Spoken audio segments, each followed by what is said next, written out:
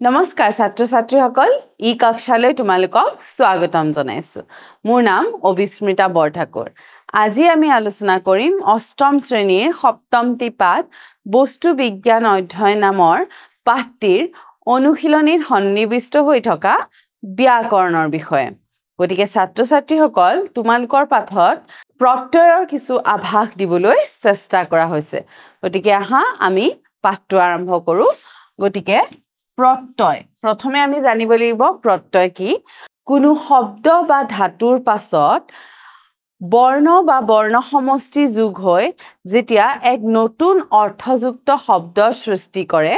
তাকে কি বুলি কোৱা হয় প্ৰত্যয় বুলি কোৱা হয়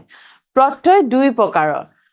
তদ্ধিত প্ৰত্যয় আৰু কৃত প্ৰত্যয় গতিকে এই দুই প্ৰকাৰৰ প্ৰত্যয়ৰে কিছু আভাস তোমালোকৰ পাঠত আজি দিয়া হৈছে গতিকে চাওঁচোন আহা পাঠটোৰ পৰা লোৱা তলৰ শব্দকেইটালৈ মন কৰা ইয়াত কেইটামান শব্দ দিয়া হৈছে হাবিয়নি জুলিয়া কাখৰীয়া এইকেইটা যৌগিক শব্দ মানে এইকেইটা আন কিছু বৰ্ণ যোগ হৈ এক নতুন অৰ্থযুক্ত শব্দৰ সৃষ্টি কৰিছে ইয়াত হাবি জুল কাহ এই মূল শব্দত ক্ৰমে অনি ইয়া অৰিয়া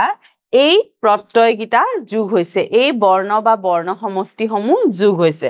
হাবিৰ লগত কি যোগ হৈছে অনি আৰু শব্দটো কি হৈছে হাবিয়নি জুল শব্দটোৰ লগত কি যোগ হৈছে ইয়া দীৰ্ঘই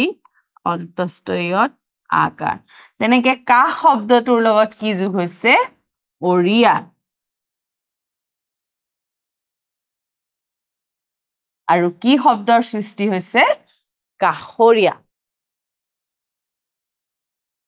এইদৰে মূল শব্দত অনি ইয়া অৰিয়া আৰু য় প্ৰত্যয় যোগ হৈ উল্লেখিত নতুন অৰ্থবাচক শব্দ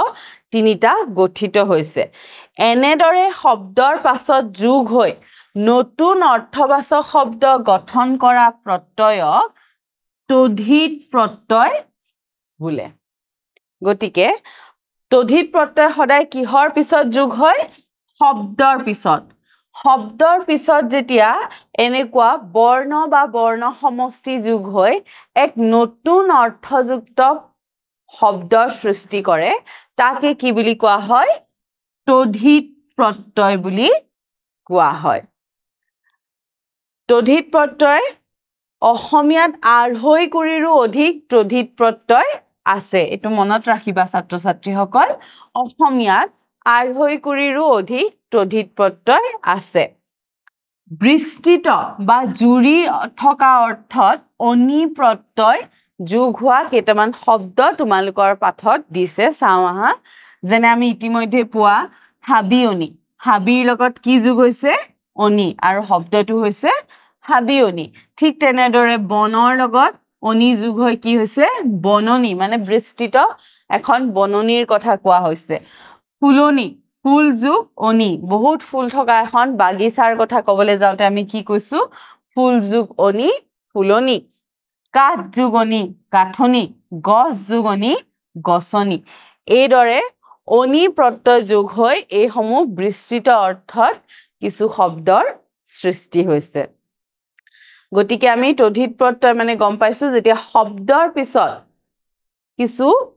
বৰ্ণ বা বৰ্ণ সমষ্টি যোগ হৈ নতুন অৰ্থযুক্ত শব্দৰ সৃষ্টি কৰে তাকে আমি কি বুলি কওঁ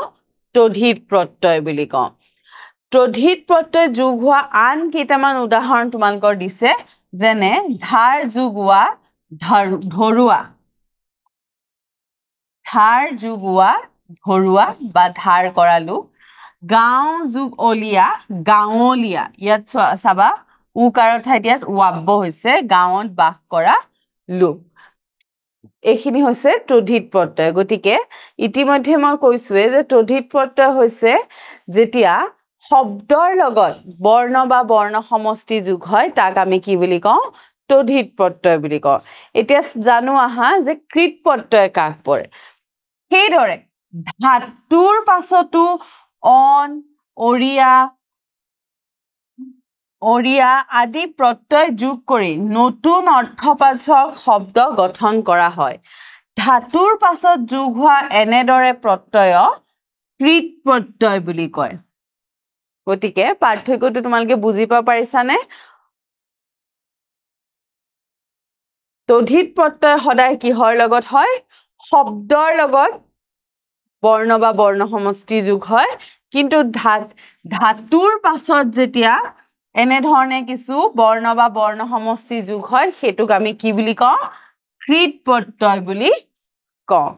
বুজিব পাৰিছানে ছাত্ৰ ছাত্ৰীসকল আমি কৃত প্ৰত্যয় কেইটামান উদাহৰণ চাওঁ আহা যেনে ধাতু গমৰ লগত কি যোগ হৈছে অন গমন যোৱা কাৰ্য খা যোগ অৰিয়া খাৱৰীয়া বেছিকৈ খাব পৰা লোক বা খাওঁতা এইদৰে যেতিয়া ধাতুৰ লগত প্ৰত্যয় যোগ হয় বা শব্দ বা বৰ্ণ সমষ্টি যোগ হয় যেতিয়া নতুন শব্দ এটা গঠন কৰে তাক আমি কি বুলি কওঁ কৃত প্ৰত্যয় বুলি কওঁ গতিকে আমি দুই ধৰণৰ প্ৰত্যয় পালো তদ্ধিত প্ৰত্যয় আৰু কৃত প্ৰত্যয় এতিয়া তোমালোকৰ পাঠত কিছুমান শব্দ দিছে আৰু সেই সমূহৰ প্ৰত্যয় ভাঙি দেখাবলৈ কৈছে শব্দ কেইটা কি ৰুৱনি ৰান্ধনি নাৱৰীয়া মৰমীয়াল পনিয়া জোনালী দয়ালু আৰু ধৰুৱা গতিকে চাওঁচোন এই সমূহক প্ৰত্যয় ভাঙিলে কেনে ধৰণৰ হ'ব প্ৰথমে আছে ৰুৱনি ৰু যোগ অনি প্ৰত্যয় ইয়াত যোগ হয় ৰান্ধনি ৰান্ধ যোগ অনি নাৱৰীয়া নাও যোগ অৰিয়া মৰমীয়াল মৰম যোগ ইয়াল পনিয়া পানী যোগ ইয়া এটো পনিয়া হ'ব ছাত্ৰ ছাত্ৰীসকল পানিয়া নহয় জোনালী জুন যোগ আলি দয়ালু দয়া যোগ আলু ধৰুৱা ধাৰ যোগ উৱা গতিকে এই কেইটা শব্দৰ প্ৰত্যয় ভাঙিলে এনে ধৰণৰ হোৱা দেখিবলৈ পোৱা যায় তাৰ পিছৰ প্ৰশ্নটোলৈ আহো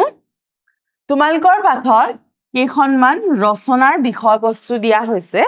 আৰু সেই কেইখন লিখিবলৈ দিছে মই থুলমূলকে সেই কেইখনৰ বিষয়ে আলোচনা কৰি দিছো তোমালোকে ব্যাকৰণ কিতাপৰ সহায়ত লিখিবলৈ চেষ্টা কৰিবা প্ৰথমে দিছে দৈনন্দিন জীৱনত বিজ্ঞানৰ প্ৰভাৱ প্ৰথমে আৰম্ভণি আমি লিখিব লাগিব কেনেদৰে আমাৰ সকলো ক্ষেত্ৰতে আমাৰ বিজ্ঞানৰ প্ৰয়োজন হয় মানুহ বিজ্ঞানৰ ওপৰত নিৰ্ভৰশীল মানুহ কেনেদৰে আমি প্ৰত্যেকটো ক্ষেত্ৰতে বিজ্ঞানৰ ওপৰত নিৰ্ভৰশীল আমি গৰম লাগিলে ফেনখন চলালো কৰবালৈ যাবলৈ দূৰ ঠাইলৈ যাবলৈ হলে আমি মটৰ গাড়ী ব্যৱহাৰ কৰিলো গতিকে কাৰোবাক কিবা খবৰ এটা লবলৈ হলে আমি মোবাইল ফোনটো ব্যৱহাৰ কৰিলো গতিকে আমাৰ জীৱনৰ প্ৰত্যেকটো ক্ষেত্ৰতে বৰ্তমান সভ্যতাত আমি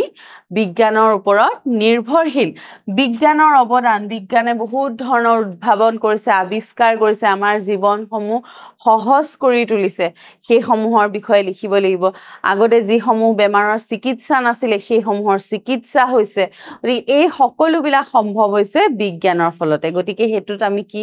কথাখিনি লিখিব লাগিব বিজ্ঞানৰ অৱদান বিজ্ঞানৰ অপকাৰ সকলো বস্তুৰে ভাল আৰু বেয়া দুইটা দিশ থাকে আমি যদি বিজ্ঞানক বেয়া ক্ষেত্ৰত ব্যৱহাৰ কৰো নিশ্চয় ই ধ্বংসৰ সৃষ্টি কৰিব পাৰে গতিকে সেই সমূহ কথাৰ বিষয়ে আমি ইয়াত উল্লেখ কৰিব লাগিব আৰু শেষত মন্তব্য সামৰণি যিদৰে যে বিজ্ঞান আমাৰ বাবে অৱদান হ'বনে আমাৰ বাবে অপকাৰ হ'ব হেতু আমিহে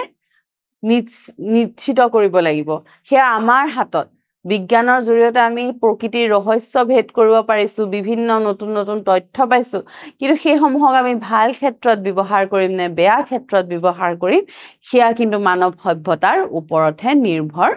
কৰিব গতিকে এনে ধৰণে তোমালোকে এই ৰচনাখন লিখিব লাগিব তাৰ উপৰি আৰু কেইবাটাও বিষয়বস্তু দিছে কম্পিউটাৰ আৰু আধুনিক জীৱন ঠিক তেনেদৰে কম্পিউটাৰৰ আৰম্ভণি তোমালোকে কম্পিউটাৰ কোনে আৱিষ্কাৰ কৰিছিলে কেতিয়া আৱিষ্কাৰ হৈছিলে প্ৰথমতে কেনেকুৱা ধৰণৰ কম্পিউটাৰ আছিলে সেইখিনি কথা উল্লেখ কৰিব লাগিব মানুহৰ দৈনন্দিন জীৱনত এতিয়া আমাৰ প্ৰত্যেক আমি অফিচ কাছাৰীলৈ যাওঁ প্ৰত্যেকটো কথা কম্পিউটাৰাইজ হৈছে সকলো ক্ষেত্ৰতে বৰ্তমান কম্পিউটাৰৰ ব্যৱহাৰ হয় সেই সমূহ কথা আমি যিকোনো তথ্য পাতি কম্পিউটাৰত সংগ্ৰহ কৰি ৰাখিব পাৰো সেই সমূহ কথা উল্লেখ কৰিব লাগিব ইয়াৰ অপকাৰ মই আগৰ বাৰত যি ধৰণে কৈ আহিছো যে সকলো বস্তুৰে ভাল আৰু বেয়া দিশ থাকে গতিকে কম্পিউটাৰৰো ব্যৱহাৰৰ ওপৰত নিৰ্ভৰ কৰে আমি যদি হেতু বেয়া কামৰ বাবে ব্যৱহাৰ কৰো নিশ্চয় ই অপকাৰ সৃষ্টি কৰিব আৰু শেষত সামৰণি ঠিক তেনেদৰে আন কেইটামান বিষয়বস্তু দিছে দূৰদৰ্শন আৰু ইয়াৰ ভাল আৰু বেয়া কথা ছবি আৰু সমাজত ইয়াৰ প্ৰভাৱ